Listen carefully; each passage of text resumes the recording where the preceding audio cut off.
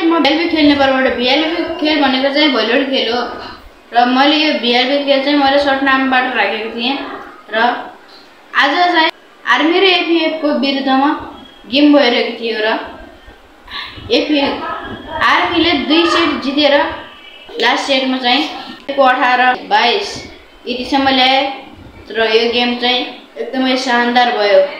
लगातार सरोज बर्दिया सर्भिसमा लगातार 18 बाट सिधै 22 सम्म लगातार गए र लास्टमा चाहिँ एकदमै शानदार स्पाइक हानेर गेम जित्न सफल भएका छन्।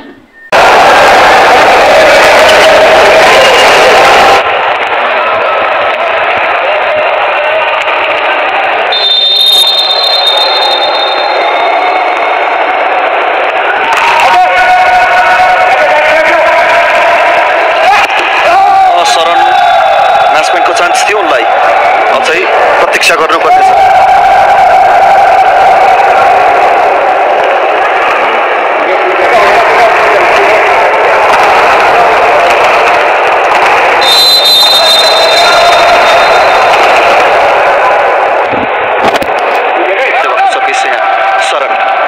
शरण सबैले शक्तिको प्रहार अझै पनि म्याच पोइन्ट आएको छैन।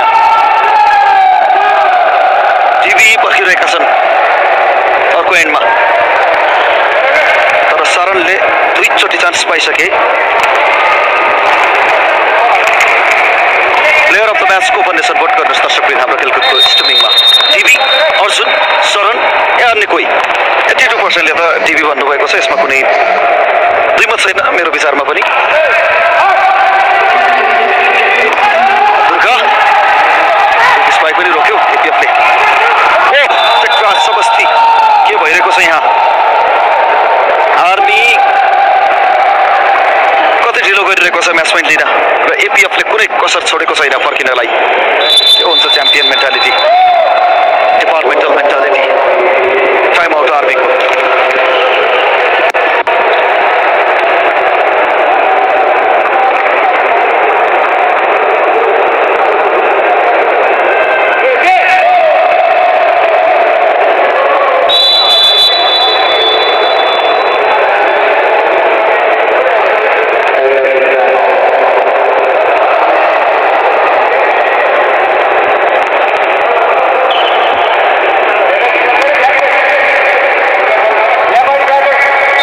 रेडी छ आर्मी।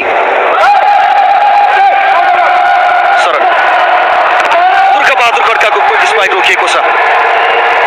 शरण अझै पनि नै महेन्द्र अब पनि सायद नो तानेको छ आर्मीले। विदेशले पठाए एपीएफको कोर्टमा। समस्ती अब पनि सायद सुनिल अझै पनि महेन्द्र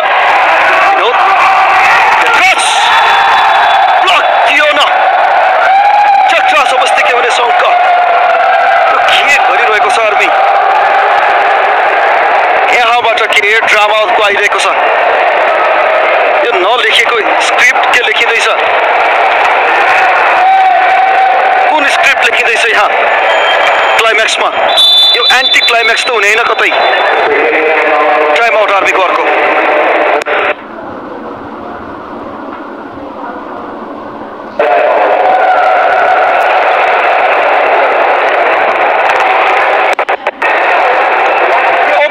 फेरि एपीएफले सेर्ने पायो भने त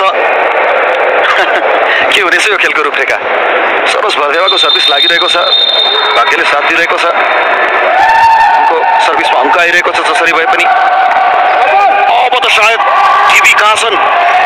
सुनिल स्टाइलमा पोहराको वज्रपातसँगै अन्त्य भएको छ आजको यो डिपार्टमेन्टल डर्बी आर्मीको पक्षमा।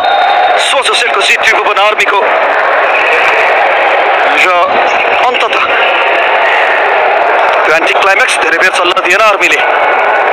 यति भन्दै मैले भिडियो पनि अन्त्य गरेको छु। सब्स्क्राइब गर्न चाहिँ नभुल्नु होला गाइज।